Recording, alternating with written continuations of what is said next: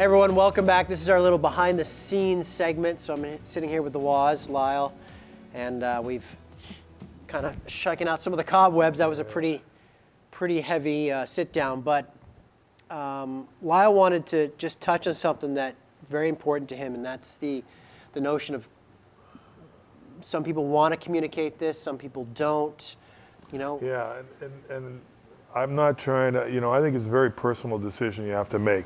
And if you feel comfortable making that decision, please go for it. Because I know I was nervous about doing it, but I did do it, and I saw a lot of benefits out of it. And it's been on a positive side, and it certainly has brought our family closer together. No question about it. But if you don't.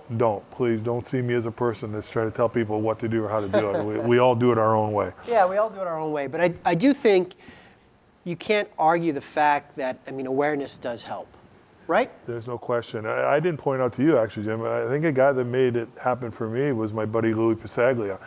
And when he talked about it publicly, just before a Grey Cup, I thought, and I looked around the room, and I was fine then. There was nothing wrong. I go, wow, what an impact he made on these people. And I'm going, that's what brought it back to me, where I felt more comfortable bringing it out. Yeah, I'm with you. I think everyone has to find that voice inside, whether or not they want to share that. I do think only positive things come from sharing it, though. I couldn't agree more. As I said, I can't say it enough. I feel so fortunate to be alive today, but even much more that we're enjoying every moment, and our family couldn't be any closer. We got the closest family in the world. That's God's gift right now, and it's a nice thing to have. And so that definitely, you've always been a family guy. You've always had a close family, but this definitely opened that up.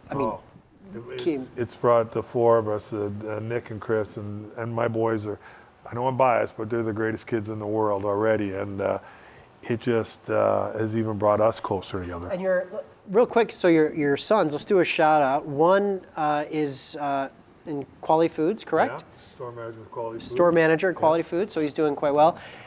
And your other boy is doing really well in Vancouver. Yes, he's a casting director, and they're both young boys. They're men, they're 28, 26, so they're both hard-working kids. I think they got a lot of their work ethic and their personalities from their mother. I was just going to say that. I hope you said that, because I was going to be like, you have a mother. Yeah, but it's true, and they get a lot from her, and it's great. Today we were just talking, Debbie and I were just saying, we're at such a good place right now. Wow. And your one son, your oldest, he played SFU, didn't he? Well, he went to SFU for 1 year, but he played in the Nanaimo here he was a junior Raiders national champion twice. Wow.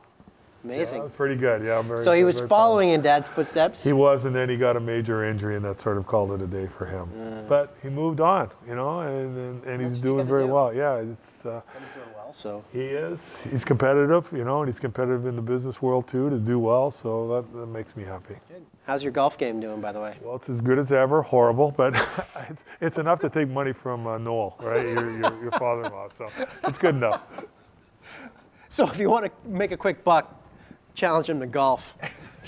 Sure win for you. Anyway, thanks for watching. Thanks, buddy. Thanks, Jimmy. All right, I cheers. appreciate it.